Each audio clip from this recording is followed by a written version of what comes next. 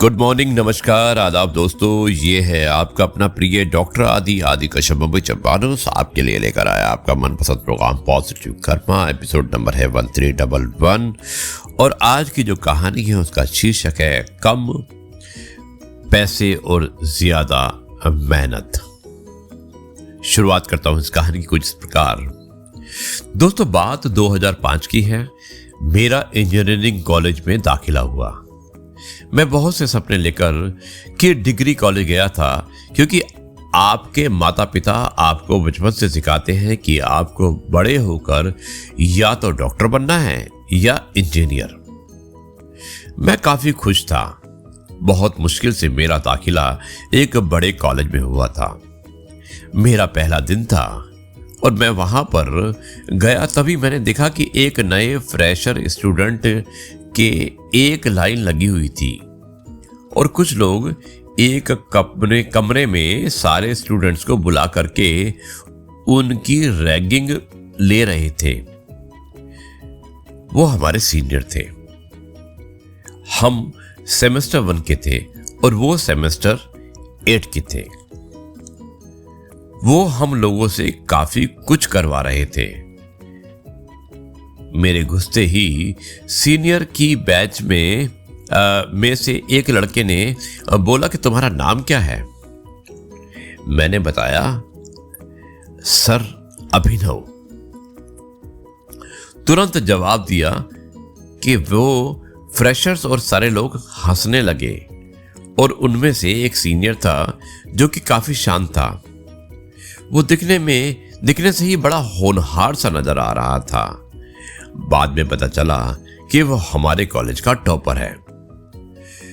तो जब सारे लोगों ने मुझसे कहा कि कुछ गाना वाना आता है तो सुनाओ, मुझे बहुत झिझक महसूस हो रही थी कि वो सीनियर है और बहुत सारे बच्चे हैं जो कि फ्रेशर थे और सारे के सारे बच्चे डरे हुए थे।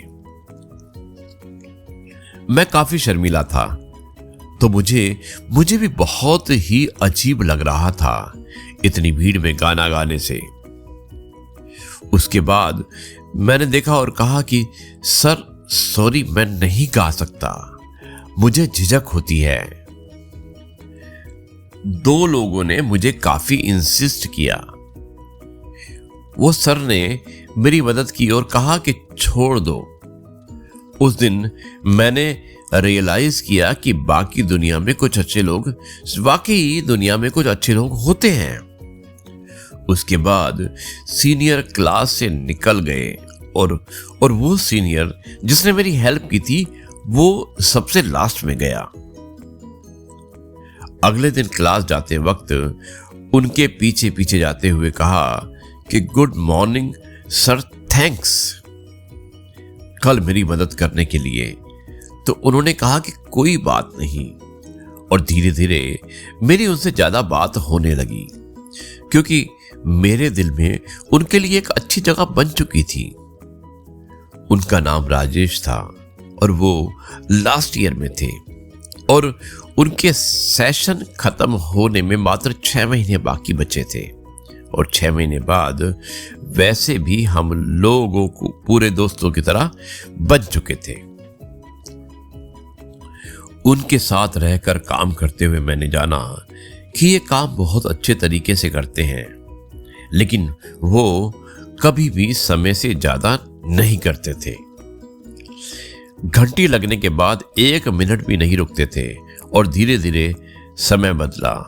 फिर सर का फेयरवेल हो गया। उनकी भी जॉब लग गई और उनकी जॉब एक बहुत ही रेप्यूटेड यानी कि TCS में लगी थी। एक बहुत ही अच्छे इंस्टीट्यूशन में लगी थी जिसका नाम था TCS। सब लोग बहुत खुश थे। उन्होंने ज्वाइन किया और उसके बाद धीरे धीरे साल बीतते गए। फिर मैंने 2009 में अपनी इंजीनियरिंग कंप्लीट की। उसके बाद मेरा प्लेसमेंट पुणे की एक कंपनी में हो गया।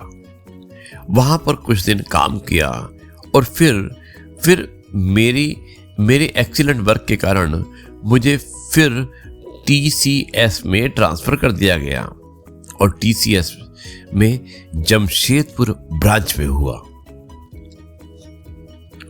आज फिर TCS में जॉब का पहला दिन था। मुझे एक केबिन मिला। मैं वहां का मैनेजर नियुक्त किया गया।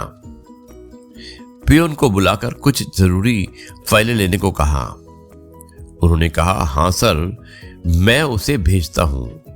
तो उसी समय मेरे को किसी ने नॉक किया और मे आई कम इन सर? मैंने कहा, कम इन। तभी मैंने देखा कि वो राजेश सर हैं और वो अभी भी मेरे से जूनियर हैं, 9 साल बाद भी। उन्होंने इस कंपनी में मुझसे कई साल पहले शुरू किया था। मैंने कहा, सर कैसे हैं?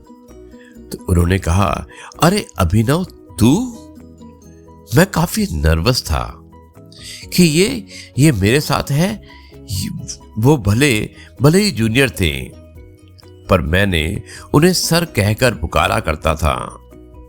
मैंने देखा कि उन्होंने जिस पोस्ट पर ज्वाइन किया था उसी पोस्ट में अभी भी थे। मुझे सोचकर बहुत आश्चर्य हुआ कि जो आदमी 12 साल से यहां पर जॉब कर रहा है वो अभी भी बिना प्रमोशन के कैसे है। मैंने सर से पूछा, सर काम कैसा चल रहा है?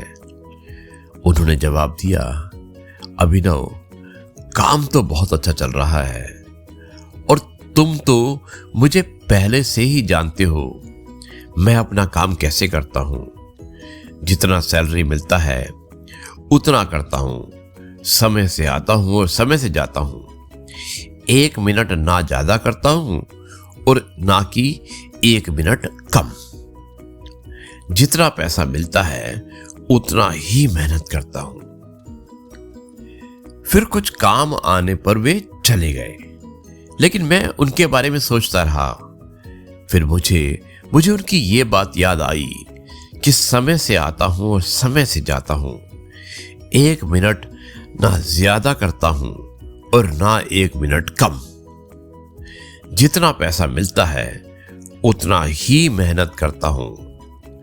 तब मुझे लगा शायद यही वजह से उनका प्रमोशन नहीं हुआ।